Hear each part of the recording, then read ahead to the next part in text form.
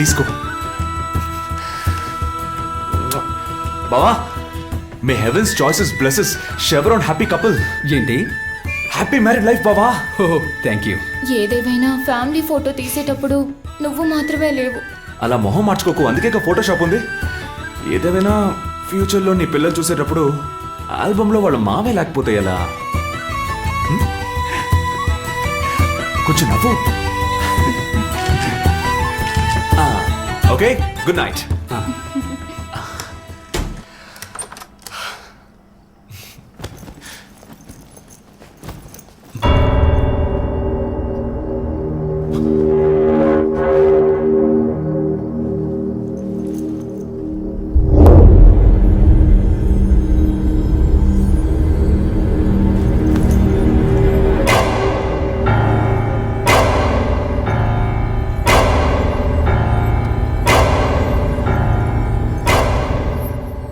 నాన్న, still I love you.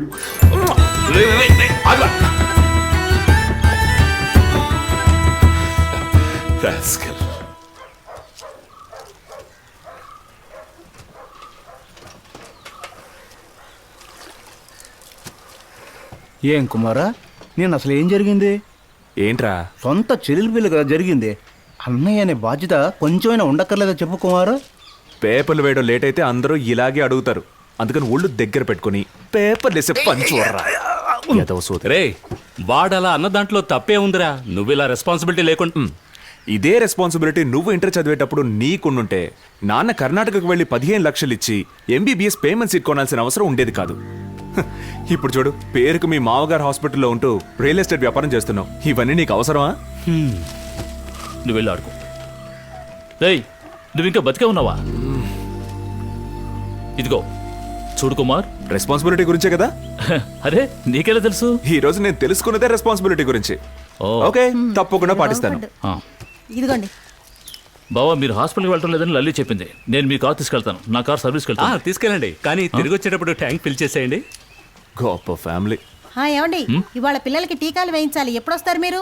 నువ్వు కుమార్ని తీసుకువెళ్ళు, వాడు ఖాళీయే కదా. నేనెక్కడ ఖాళీగా ఉన్నాను? నాకు చాలా పనులున్నాయి. నీకేం పనులున్నాయి? అంటే ఎగ్జామ్స్కి ప్రిపరేషన్స్. అంతే కదా, మీరు వెళ్ళండి హాస్పిటల్కి, నేను వాడిని తీసుకెళ్తానులేండి. వాడు ఎప్పుడూ అలాగే అంటూ ఉంటాడులేండి. నేను రెడీ అయ్యి వస్తాను, ఆ లోపు నీ పని పూర్తి చేసుకో. అక్క,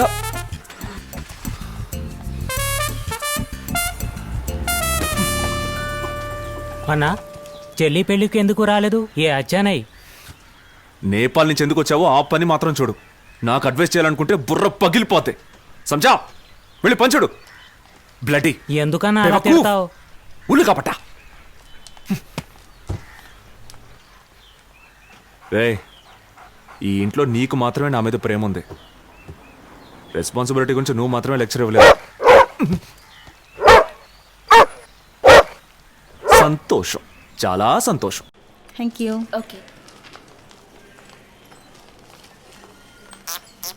వదిన వచ్చేసి ఉంటుంది, మనం వెళ్ళి చూద్దాం పదండి.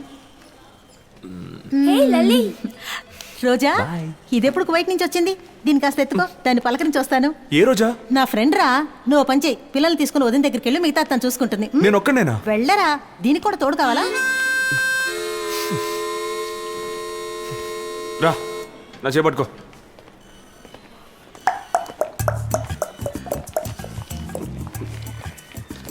కుమార్, నీకు పెళ్ళైపోయిందా? అయింది, నిన్నే అయింది. ఉదయాన్నే 2 పిల్లలు కూడా పుట్టారు. ఏ, నీకేదైనా ప్రాబ్లమా? అడగడానికి కూడా ఒక అర్థం ఉండదు.